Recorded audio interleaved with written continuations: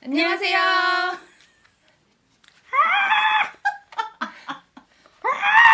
요즘 소망이래요, 소망. 홍금강과 함께 가는 진짜 찐친수다. 이렇게 보니까 되게 그럴듯하다.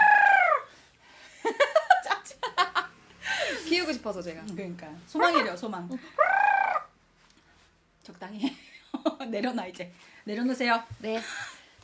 우리 오늘 할 얘기가 무엇인가? 맞아. 좀 저희가 고민을 좀 많이 했잖아요, 그죠? 그치. 좀 이번 주제는 좀 고민을 많이 해서 조금 크게 얘기를 하자. 좀 크게 가져가자. 주제를 해가지고 과연 기독교 과연 복 받는 종교인가? 여러분 이제 벌써 이제 뭐 어느 정도 이제 예상이 되실 거예요, 사실은. 성공의 지름길? 기독교가? 이런 거 세상만상? 있잖아. 그럼 예수님 무슨 일? 이런 십자가 거. 무슨 일? 부활하셨지만 맞아, 하늘을 가셨지만 마국간 무슨 일? 이렇게 그렇습니다. 이제, 네, 얘기를 좀 해보려고 해요. 근데 이 얘기를 처음에 시작하게 된 게 저희가 이렇게 제가 아는 동생이 한 20년도 된 것 같아요. 그 정도 때 굉장히 좋아했던 남자친구가 있었는데 그 당시에 이제 그 제가 아는 그 동생이 무언가 이끌리듯이 어떤 지하에 있는 교회를 갔는데 그 교회에서 이제 생애 처음으로 신앙생활을 고등학교 때 하게 됐는데 거기 목사님 아들이랑 연애를 하게 된 거야. 그러면서 완전히 교회에 이제 걔가 이제 모든 것들을 헌신하고 믿음도 막 생겨나가면서 막 교회에서 여자인데 드럼도 치고 베이스도 치고 교회가 작으니까 베이스도 치고 예배 인도도 하고 찬양도 하고 다 완전 만능으로 하게 된 거야. 그래서 교회 목사님과 사모님한테 엄청난 사랑을 받으면서 이렇게 크면서 그 아들과도 연애하는 것도 아시고 이렇게 컸는데 이제 그 이제 남자분이 신학을 하시게 된 거예요. 그래서 이제 결혼을 좀 빨리 하면 어떻겠냐 이런 얘기가 이제 오간 거야. 내가 아는 그 친구는 이제 20대 초반이었으니까 어떡하지 하고 있는 과정 속에서 거기 사모님이 네가 3대째 믿는 집안이었으면 참 좋았을 텐데. 그랬으면은 뭐 복을 뭐 그런 얘기를 하셔서 복을 네가 더 받았을 받을 텐데 네가 무슨 3대째 믿으면은 믿는 그러면 뭐 복이 있다 이런 얘기가 이제 있었던 거예요. 그 시절에. 지금은 잘 모르겠지만. 그리고 뭐 하여튼 뭐 그런 식으로 너가 아니면은 그도 아니면 네가 믿는 가정에서 컸으면 좋았을 텐데. 근데 그 친구는 홀로 갑자기 뭐 이끌리듯이 이제 교회를 가서 믿기 시작한 거고 지금 또 사모님인데 하여튼 그때 당시에는 그렇게 되면서 어려워지면서 좀 삐그덕 되는데 더 황당한 거는 그렇게 잘난 내 아들이 약간 이런 스탠스였어. 내 아들이 너랑 결혼할 건 아닌데 너는 그러니까 내가 다른 걸 따지는 게 아니라 너가 믿음의 가정이었으면 네가 뭐 3대째 믿는 가정이었으면 그리고 뭐 이런 거를 들어서 막 했던 자기 자식의 너무 잘난 그런 부분들이 있었는데 그 끝에 맨 마지막에 그 남자가 바람을 피면서 그 사이가 끝났다. 그래서 3대째인 여자랑 바람이 났대요? 전혀 아니고 뭐 그놈의 찬양단 문제야. 찬양단은 얘 그놈의 내가 갑자기 다른 얘기 잠깐만 할게. 이거 찬양 인도자 있잖아요. 찬양 인도 얘기는 아니고 어떤 추한 소문이 있었냐면 한때 예배 인도자들이 어린 건반주자랑 결혼을 하는 게 국룰이다. 뭐래? 나 처음 들어보는데? 몰라 이게 너는 그렇게 오래 찬양사를 했어도 예배 찬양 인도하시는 분들이 가장 많이 결혼하는 상대가 건반주자라는 거야. 근데 건반주자 중에서 어린애들이 먼저 좋아해서 결혼하게 되는 그런 게 많다는 거예요. 근데 그 남자가 그때 그 내 친구의 마음을 아프게 했던 그 남자가 학교에서 이제 뭐 채플이었겠지. 거기서 찬양 인도하는데 거기 팀 건반장이랑 바람이 나가지고 모든 게 깨박이 나면서 제가 아니 그렇게 잘나가지고 3대째 뭐 어쩌고저쩌고 자기 아들이 잘났네 어쨌네 하더니 세상에 한 10년 만난 여자친구를 배신을 그렇게 때리는 그게 뭐가 잘났냐 그 아들이 뭐 이런 얘기를 했었던 기억이 나네요. 제 얘기하는 거 아니죠? 아니 그 집안은 서로 알았다. 둘이 그 집안 서로 애초부터 10년 지켜봤다 같이. 근데 네가 성실하고 다 좋은데 믿는 가정이 아니다. 그래서 이 이후에 얘기 좀 하고 싶은데 나중에 이제 하고 그런 일이 있었다. 그러니까 우리가 이제 암암리에 뭐 예를 들면은 제일 흔한 게 뭐 부모님이 허락하지 않는 결혼은 뭐 아니다 이런 것도 있고 예전에 한번 다뤘었죠. 네, 그런 것도 있고 모든 게 평탄하게 흘러가야만 하나님의 뜻이다. 하나님의 뜻이라면 모든 것이 평탄할 것이다죠. 바꿔 말하면 뭐 그런 것들. 그런 거 있잖아요. 교회 일을 열심히 하면 이제 교회 어른들이 흔히 이제 복 받을 거다. 그치. 우리 누구누구 교회를 이렇게 열심히 하니까 하나님이 반드시 사용하실 거다. 이런 거. 사용하실 거다. 네, 맞아. 사용하실 거다. 천국에 네 뭐가 쌓일 거다. 그렇죠. 뭐지 그거? 뭐라 그러냐? 천국에 네 뭐가 쌓일 거다. 하여튼. 뭐 그럴 수도는 있겠죠. 그럴 그게 수도는 있겠지만 성경에 교회에 봉사하는 만큼 복 받는다는 하늘에 뭐가 쌓일 이런 거는 없죠. 사실. 그렇지. 정확히 없죠. 그래서 맞아. 생각보다 많이 그렇게 얘기하죠. 근데 뭐 교회 일을 열심히 함으로 내가 인생길이 평탄하고 성공할 거다. 이것만큼 진짜 우스운 얘기도 없는 것 같아요. 그리고 막 그런 거 있잖아. 하나님이 쓰실 거다. 그럼 지금 살아있는 난 안 쓰시는 거? 지금 여기 있는 난 안 쓰시고 계시는 거? 그렇죠. 그러니까 그런 게 되게 오해가 많은 것 같아요. 맞아. 옛날에 그런 거였어요. 그 당신은 하나님을 오해하고 있습니다라는 책을 제가 진짜 좋아하는데 그게 사람이 얼마나 미련하냐면 자꾸 하나님은 당신을 오해하고 있습니다로 계속 바꿔 얘기해. 그러니까 내가 오해하는 게 싫은가 봐. 내 내면, 헷갈려. 내 내면에서. 그리고 요즘 제가 되게 그 은혜를 많이 받아요. 옛날에 찬양 중에 그거 기억나? 나 가진 재물 없으나 이 찬양이 요즘 제 마음 안에 계속 맴도는데 남이 못 본 것을 보았고 남이 듣지 못하는 음성 들었고 이게 자꾸 제 마음속에 은혜를 받을 때는 막 그게 흐르는데 깨고 나서 조금이라도 그러면 남이 못 볼 것을 보았고 남이 듣지 못할 음성을 들었고 남이 받지 못할 사랑을 받았고 이렇게 안 받아도 되는 것 마냥 이게 이제 대표적인 어떤 내가 하나님을 믿게 되면서 고생길이 시작됐다. 이런 것도 사실 굉장한 오해죠. 우리가 굉장히 많아요. 특히 우리나라에 그 기독교가 들어오고 한참 가난할 때 우리에게 전하셨던 그런 말씀들이 그쵸. 우리 안에 기저에 깔려서 우리가 쭉 자라오는 것도 있었고, 아직 우리의 윗세대, 기성세대들은 또 그런 거를 또 이렇게 깔고 가시는 부분들이 많기 때문에 그런 오해들이 우리 안에 있죠. 그래서 이제 막 부흥 강사님들, 그렇지, 그렇지. 막 기도원에 가시는 이런 목사님들 설교가 어쩔 때 한 번씩 좀 조심해서 들어야 되겠다, 이런 순간들도 있어요. 그러니까 지금 부흥 강사님들은 모르겠는데 저희 어렸을 때 이제 오셨던 부흥 강사님들은 뭐 기본적으로 성대 결절이 있으시고 마른 분이 없으셔. 왜냐면 맞아. 많이 드셔야지 이게 에너지가 나가니까 그러니까. 다 등치 좋으시고 막 목소리는 기본적으로 커야 되고 무조건 복 받을 거다. 네 일이 해결될 거다. 지금 여러분 여기서 진짜 나무 뿌리를 뽑아야 된다면서 뭐 그리고 이제 우리가 나무 뿌리를 실제로 산에 가서 뽑기도 하는 분들도 계시고 그런 느낌으로 우리가 해야 된다. 이런 이제 기도들을 해야 된다. 이렇게 이제 하셨던 분들이 맞아. 많죠. 근데 실질적으로 그럴 수 있을 것 같아요. 그때는 저는 이거는 이제 제 생각입니다. 제 생각에는 실질적으로 하나님께서 어떤 문제, 어떤 내 삶의 가난을 해결하시고 어떤 병의 문제를 해결하시는 방법으로 하나님께서 많이 하나님을 드러내셨을 수 있다. 이렇게 생각해요. 시대적인 상황이나 그때 그때 우리나라의 사람들이, 그때 우리나라의 형편이 그것으로 하나님을 만나는 것이 가장 효과적이었을 수 있지 않을까? 이런 생각을 저는 해요. 그래서 그때 당시에 정말 어떤 것들이 해결되고 내 가난이 조금이라도 벗어나지고 뭐 이런 것들로 인해서 하나님이 많이 드러났었던 일들이 많이 있었을 수 있다. 근데 이제 세상이 변하고 이제 계속 이렇게 넘어오면서 이제 조금 우리가 더 넓은 각도로 볼 수 있는 상황에 처해 있고 또 우리는 정말 많은 이제 어떤 정말 많이 변한 세상 속에서 살고 있기 때문에 그때 그렇게 일하셨던 하나님이 다른 분이 아니라 지금은 어떤 것으로 일하실 것인가에 대한 생각도 좀 해봐야 되는 것 같아요. 맞아. 막 옛날에 막 그런 거 있었잖아. 우리도 막 기도원 많이 갔었지만 막 주여 삼창하면서 하나님의 보좌를 흔들자고 막. 근데 난 너무 웃겼던 게, 나 교회 옮기고 얼마 되지 않아서 우리 담임 목사님이 하나님의 보좌를 니네가 왜 흔드냐고. 하나님 보좌 좀 가만히 내비두라고. 못 살게 구는 거야. 하나님 못 살게 구는 거야. 네네, 그 얘기 듣고 엄청 웃었던. 그런 것도 있어. 주여가 진짜 주님이 들으시도록 주여를 크게 하라는 거야. 무슨 소리 하는 거야? 다 듣고 계시는데. 그러니까 그때 당시 우리 한 할머니 세대 정도는 울분을 토해냈어요. 그렇죠. 그런 것의 일환의 어떤 사역이었을 수 있다는 생각이 들어요. 그때 당시에 이제 목사님들, 이제 부흥 강사님들이 막 질러 한데 그게 정말 해소가 되고. 진짜 이게 막 주여 원래 들리시는데요. 들리도록 해라. 막 주여 막 이러면서 이제 사실은 울분도 해결이 되고 뭐 기도도 되고 뭐 이런 어떤 효과를 봤을 수 있다. 뭐 이렇게 주여 삼창이라는 게 사실 명확한 내용이 있긴 하잖아요. 막 주여 들으소서 뭐 이런 내용들이 있긴 하지만 저는 그 소리를 반드시 모두가 크게 해야 된다는 거는 좀 오해일 수 있다. 이런 맞아. 생각을 좀 해요. 그리고 하나님의 보좌를 흔들자는 건 이제 말씀이 그렇다는 거지, 실제로 우리의 주여가 하나님의 보좌를 흔들 수도 없고. 근데 이제 이런 것들이 우리가 은근히 노출이 많이 돼 있다는 거. 그리고 그게 마치 말씀인 것처럼 맞아요. 생각할 수 있다는 것에 대해서 이제 얘기를 했고, 그것에 이것을 조금 나누면서 더 얘기가 깊어지다 보니까 복 받는 것에 대한 얘기가 안 나올 수가 없는 거예요.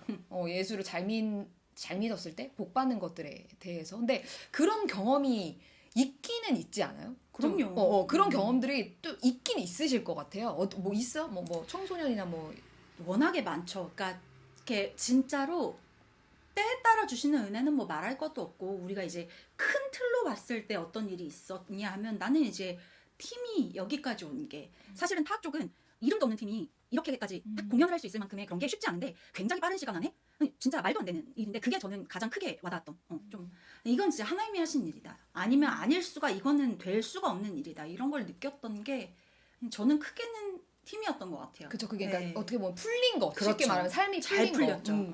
저 같은 경우에는 저는 사실 이 친구는 제가 그때 당시에 팀이 되게 잘 나갈 때 제가 너 자수성가했다 막 이러면서 맞아요. 너 성공했다, 혼자서 맨땅에 헤딩해서 성공했다 이랬는데, 저는 그 정도로 성공한 그건 없는데, 개인적으로 이제 어렸을 때 찬양 사역을 하겠다고 할 때 되게 가난했었던 적이 있어요. 그러니까 불러주시면 바로바로 갔었어야 되는 어떤 상황 속에서 고정적인 잡을 갖지 못하고 좀 약간 어쩔 줄 몰라하는 그런 상황 속에서 내가 선교 헌금이 너무 하고 싶은 거야. 그래가지고 선교 헌금을 내가 하고 싶다고 기도를 하기 시작했는데 주일에 이제 주일이잖아. 그러면은 정말 거짓말처럼 수요일이나 목요일에 5,000원에서 10,000원이 생기는 거야. 나한테.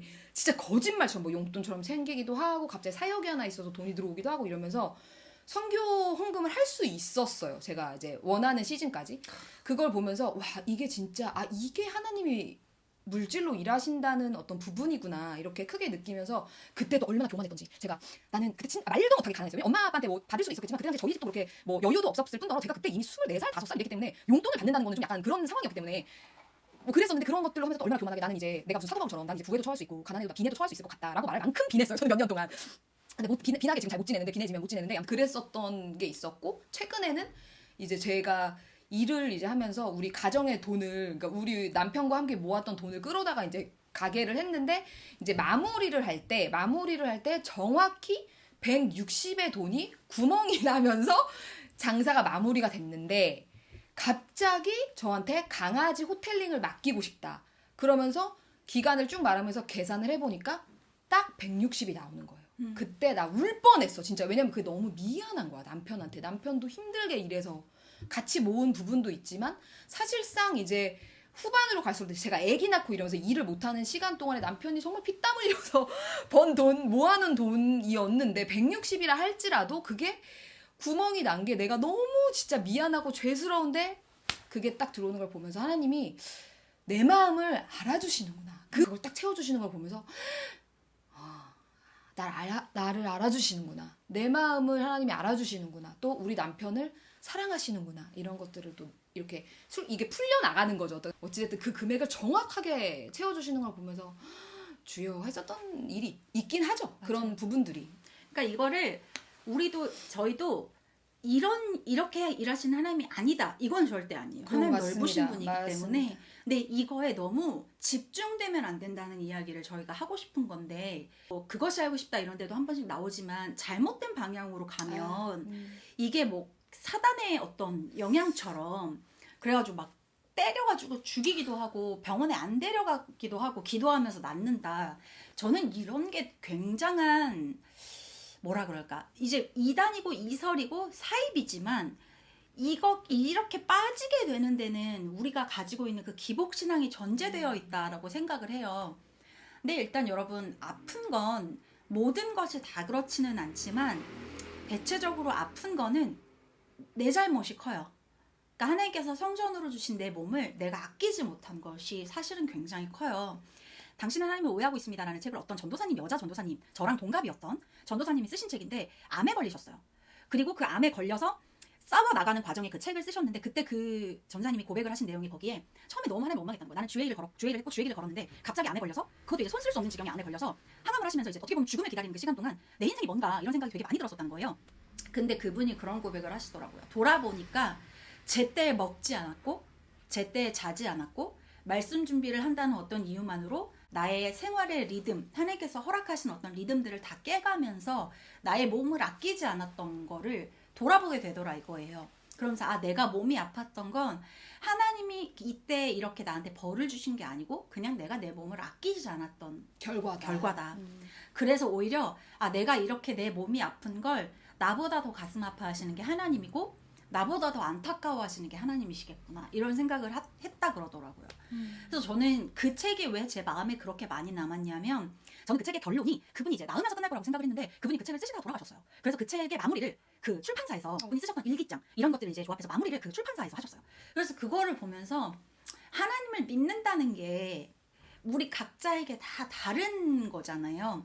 진짜 오해하고 있는 부분이 많구나. 저 역시 몸이 아프다 보니까. 근데 제가 몸이 아플 때 진짜 저를 짓눌렀던 게 뭐냐면 이상하다는 거예요. 지원이가 아프다는 게. 어떻게 지원이가 아플 수 있냐 이거예요. 그러면서 회개하지 않은 부분이 있는지 잘 생각해보라. 이런 얘기는 뭐 너무 많이 들었고 네가 지금 뭔가를 해야 될 걸 하지 않거나 그러니까 중요한 뭔가를 놓치고 있기 때문에 네가 지금 낫지 않고 있는 거다. 신앙적으로. 그리고 회개하지 않은 어떤 것이 있기 때문에 그러니까 네가 지금 모르고 있는 게 분명히 있다. 아니면 네가 아플 리가 없다는 거야. 아플 수는 있지만 이렇게까지 낫지 않을 수가 있냐 이거예요. 그것도 네가. 근데 그게 제가 한참 신앙에 대해서 막 혼돈의 카오스일 때요. 그때가 왜냐면 사랑한다 독사의 자식들이라는 지금 담임 목사님의 책을 읽고 기존의 제 신앙이 막 어디로 갈지 몰라가지고 막 이게 뭐지 막 싶을 때였거든요. 그래서 몰래 교회가 그런 걸 싫어해가지고 몰래 김남국 목사님의 DT를 듣고 더 근데 그때 우리 교회 동생이 같이 가거든요. 근데 우리 둘이 너무 웃겼던 게 둘이 워낙 친하니까 막 얘기를 신나게 하면서 제 차를 타고 막 가요. 그리고 제자 훈련이 끝나죠. 그럼 돌아가는 길에 둘이 앞만 보고 갔어요. 모르겠는 거예요. 같이. 왜냐면 둘이 이제 교회도 같이 다녔으니까. 그래서 마지막쯤에 우리 나 아직도 기억하는 게 동생이 내가 언니 도대체 뭐가 맞는 거야? 이렇게 얘기를 했어. 근데 나도 그거에 대한 이게 막 있을 때라서 나 잘 모르겠어. 그랬더니 이거 괜히 들은 것 같다고. 뭘 가르쳐야 되는지를 모르겠다고. 근데 그게 나도 역시 그랬거든. 그래서 막 혼돈의 카오스가 올 때여가지고 그 말들이 막 미치겠는 거예요. 어떻게 보면 맞는 것 같기도 하고 내가 오래 쌓여져 있는 어떤 반석과 같은 거였으니까 그 얘기가 맞는 것 같기도 한데 지금 내가 공부한 걸로서는 이거 말이 안 되고 그래서 막 그때 막 어지러울 때가 있었거든요. 지금이야 어느 정도는 정리가 됐지만 근데 이런 부분들 특히 몸이 아픈 걸 무조건 하나님이랑 연관시키고 그게 저주라고 생각하는 거는 저는 옳지 않다고 생각해요. 그 부분에 대해서는. 그래서 막 병원 안 가고 막 회개기도만 하고 막 억지로 막 내가 회개하지 않은 부분이 있나 자꾸 들여다보라 그러고 뭘 들여다봐. 뭐 원숭이 털 고르듯이 이렇게 내 말이. 들여다보는 것 같네요. 그러니까 저는 개인적으로 이제 그런 부분이 있어요. 저는 그 꼭 이렇게 내가 내 몸 관리를 못해서 아픈 것이다 라기보다도 저는 가장 많은 것은 이제 가족력이고 저는 가족력이 가장 정말 슬프게도 가족력이 가지고 오는 병이 되게 많고 저는 스트레스. 그러니까 우리가 세상 살면서 스트레스. 근데 이거는 이제 이거랑 맞물리는 거야. 그러니까 스트레스를 자기가 해소할 수 있는 자기의 어떤 뭐 흔히 취미라고 하죠. 뭐가 됐든지 간에 그런 것들을 해나가고 스트레스를 받지 않기 위한 어떤 게 있으면 좀 더 건강하게 살 수 있을 것이다. 신체적으로는. 근데 이렇게 생각하고 아주 한 0.00 몇 프로 정도 될까요? 그런 분들은 하나님께서 또 정말 건강을 또 치기도 하시겠죠. 맞아요. 그것으로 하나님을 드러내셔야 되기 때문에 그런 부분들이 있기는 하겠지만 우리가 흔히 내가 예수 잘 믿는데 왜 아픈지 내가 새벽 기도를 나가는데 왜 내 아들의 병이 낫지 않는지 뭐 아니면은 저희가 지금 아직도 물음표를 찍고 있는 겁니다만 이미 다 큰 성인이야 내 아들이. 근데 키가 좀 작은 거야. 그랬더니 키를 키워달라고 1,000번째를 드렸었던. 그래서 그 친구가 키가 컸냐? 안 컸거든. 무슨 이렇게 하나님은 그 친구 키에 문제가 없다고 생각하셨다고 생각하는 거예요 저는. 근데 자기의 바램을 담아서 근데 그분이 굉장히 교회에서 선망받는 어떤 위치에 계셨고 또 존경받는 그런 분이셨다. 근데 자기 아들의 키가 완벽하지 않다고 생각한 거였던 거야. 지금 생각해 보면 맞아요. 걔가 자기 이제 아들이니까 외모도 괜찮고 뭐 공부도 잘하고 뭐 모든 게 다 좋지만 키가 작은 게 나쁘게 말하면 제 앞길에 방해가 될 수 있다. 완벽하지 않다라고 생각하신 거예요. 근데 나는 지금 내가 자식을 키우면서 생각해 보니까 자식한테 야, 키 작은 게 뭐가 문제야. 그거는 문제가 되지 않아. 하나님께서 너를 사랑하시는 거에 관해서 네가 삶을 이렇게가 아니고 이겨내야 돼. 이거는 뭐 이렇게 그게 아니고 엄마가 키 크게 해달라고 1,000번째를 드린다면 그 자식의 그 자존감이 그리고 그 자식이 자신의 키를 생각할 때 그 위축이 얼마나 되겠어요. 엄마가 야 너는 키 큰 애들보다 너는 짱이야. 물론 네가 키가 작아. 하지만 매력이야. 사람은 뭐 이런다든지 차라리 키 작아도 매력 있는 사람이 얼마나 그러니까 믿음까지 안 가더라도 뭐 그럼요. 주님의 사랑까지 안 가더라도 그렇게 키웠어야 됐었던 건데 그런 것들이 뭐 의문으로 남아 있죠. 아직. 그리고 그런 것도 있어. 이거 우리가 되게 존경하던 이제 선생님이신데 그분도 내가 젊었을 때 교회 예배를 교회 예배를 안 드리고 주일날 너무너무 친한 친구가 있어서 그 친구의 결혼식을 갔었었다는 거예요. 근데 그거에 대해서 하나님께서 그 친구가 임신을 못하게 막으셨다는 거야. 내가 주의를 안 지켜서 진짜 제발. 근데 이게 우리 주변에만 있는 얘기인가? 나 지금 얘기하다 보니까 지금 너무 말도 안 돼서 뭐라 그럴까? 약간 좀 기복 신앙이 너무 치우쳐져 있는 교회들에서 나올 수 있는 얘기죠. 그리고 그거는 정말 명확하게 잘못된 얘기예요. 그잖아. 이거는 말도 안 되는 소리지. 말도 안 돼. 아유, 진짜 나는 그거 지금 생각해도 와. 아니 예수님의 행적만 생각해보죠. 제가 진짜 얼마 전에 너무 위로가 됐던 게 뭐냐면, 그러니까 여러 가지 이제 뭐 이렇게 보면서 저도 기독교에 관련된 뭐 이런 거 보고 결혼에 관련된 것 기독교 이제 여러 사람들의 이제 유튜브도 보고 하면서 저도 또 막 내가 너무 뭔가 오해하고 있나? 내가 정말 이렇게 저도 뭔가 명확하게 하나님께서 길을 보여주시는 게 있는데 내가 거기 그때 하나님께서 보여주시는 길이 있는데 내가 못 따라가나? 저는 개인적으로 그 길이 이미 성경에 나와 있다고 생각하는 사람이거든요.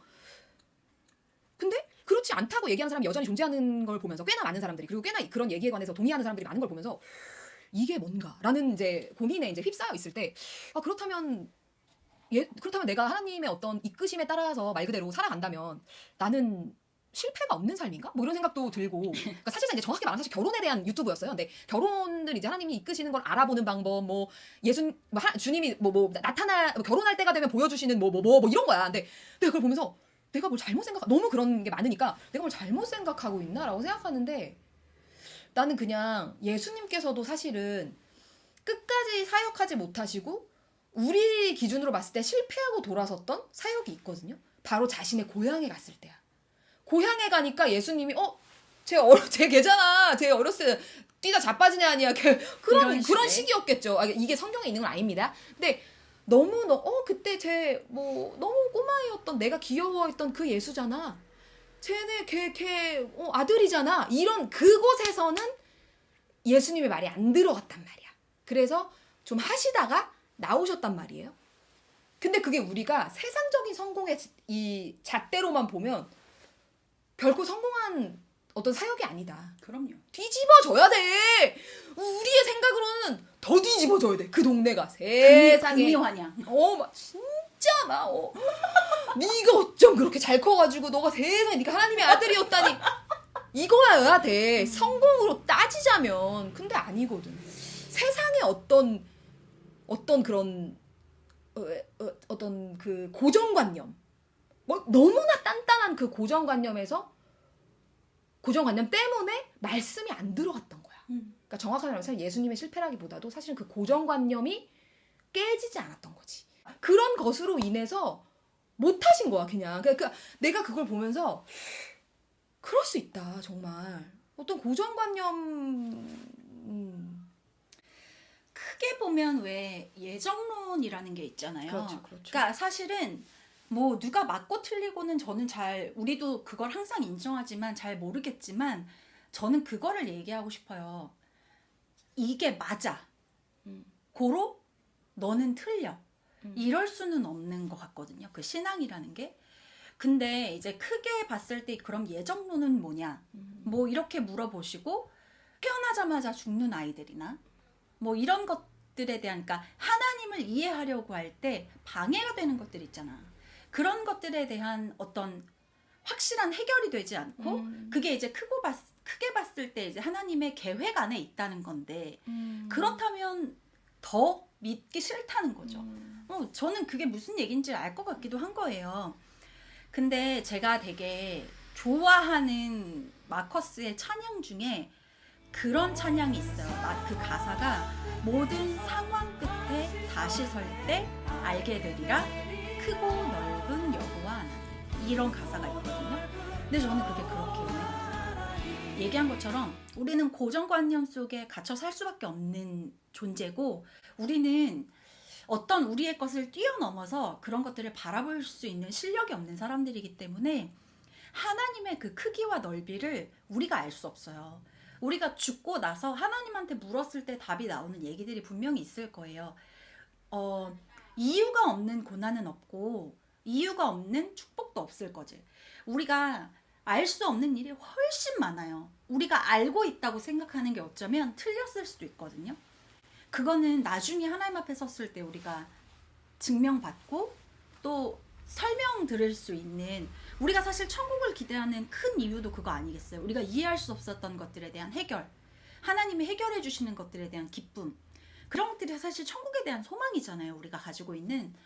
다 이해할 수는 없지만 내가 만난 하나님이 분명하듯이 저 사람이 만난 하나님도 그게 진리 안에 있다면 분명하다. 그렇기 때문에 이거를 무조건 카렌 그렇게 일하지 않으셔, 이렇게 얘기하면 안 되는 거예요. 그래서 아까처럼 뭐 주일을 한번 가지 않았더니 뭐 내 친구가 그 결혼을 했던 주인공이 임신을 못했다, 이런 건 진리 안에 없는 얘기잖아요. 이건 이설이잖아. 뭐 그런 게 어디 있어요. 그럼 지금 뭐 영상 예배 드리는 사람들 어떡할 거야. 아유, 아이고 하나님이 저주의 하나님을 만들고 있어. 물론 저주를 하시기도 하시지만 그 저주가 네가 뭘 잘못했기 때문에 너 애기 저주할 수 있어요? 아이고, 혼내는 거잖아. 그렇지. 바른 길로 인도하기 위함이잖아요. 하나님 그런 하나님이거든요. 근데 우리가 오해하고 있어요. 그런 부분들을. 이제 뭐 얘기들을 많이 했지만 성공에 대한 얘기들이 이제 아무래도 좀 집중되어 있는데, 지금 얘가 얘기한 것처럼 그렇게 말하면 대표적으로 실패한 건 예수님이시잖아요. 예수님이 베드로 십자가에 거꾸로 달려서 무리를 걸었던 사람이에요. 그럼요. 그리고 또 그 집사님 성함이 생각이 안 나네요. 스테반 집. 그렇습니다. 그럼 얼마나 비참한 최후를 맞이했을까요? 얼마나 두렵고 공포스러운 순간. 그러니까 우리가 그러니까 우리 삶이 왜 안 풀리나? 내가 헌금 많이 했는데 뭐가 왜 안 되나? 뭐 이런 예를 들면, 그리고 뭐 예를 들면 이제 어떤 믿음으로 첫 예물을 정말 감사함으로 드리기보다 첫 예물 드리면 일이 잘 풀린다던데, 막 이런 느낌으로 예를 들면 한다던가, 이런 모든 것들에 관해서 그냥 예수님의 일생을 잠깐만 생각해봐도 사실은 성공과 우리가 말하는 세상의 성공과는 상관이 없다. 기독교는 그냥 하나님이 하나님됨을 드러내실 때 쓰는 어떤 도구로, 예전에 얘기도 했었지만 건강, 그러니까 회복이죠. 건강의 회복, 돈, 뭐 자식의 잘 풀림, 나의 사업의 잘 풀림, 뭐 이런 것들이 뭐 있을 수도 있는 거죠. 하나님이 그렇게 도구로 쓰시는 것들이 있는 거지. 모두에게 다 헌금 많이 하면은 뭐 하고 뭐 이런 일반화시키면 거는, 안 된다. 이런 거는 안 된다. 그리고 그 사람을 들어서 하나님이 성공시키시는 건 하나님한테 큰 문제가 아니기 때문에 세상의 성공이 하나님한테 대단한 문제가 아니에요. 그게 하나님한테 큰일이 아니거든요. 나한테나 대단하지 그게 그렇지가 않다는 거. 그리고 저는 요즘에 되게 깊이 생각하는 문제가 있어요. 그 문제가 뭐냐면, I watch you as you drive. Do you know I'm looking? And I can't help but smile.